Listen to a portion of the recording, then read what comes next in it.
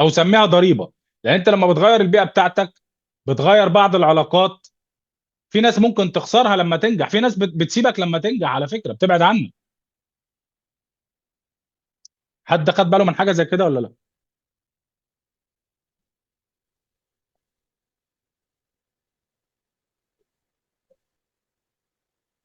حصل اه.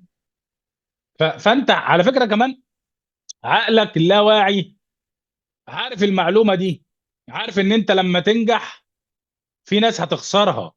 وده بيبقى من ضمن الاسباب اللي بتخليك خايف تنجح، خلي بالك.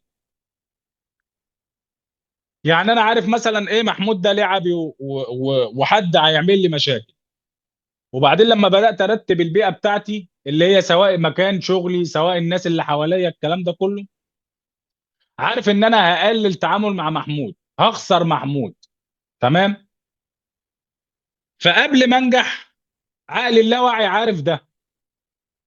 فممكن يكون السبب ان انا ما انجحش او مانعني عن النجاح، او خايف انجح عشان ما اخسرش ناس من الناس اللي حواليا، في حين ان الناس دي اذياني فعلا وبتشدني لتحت.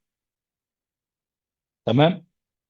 فده من ضمن من ضمن الحاجات اللي بتدفع في اللاواعي. ان انت قبل ما تنجح عارف ان في ناس هتسيبك.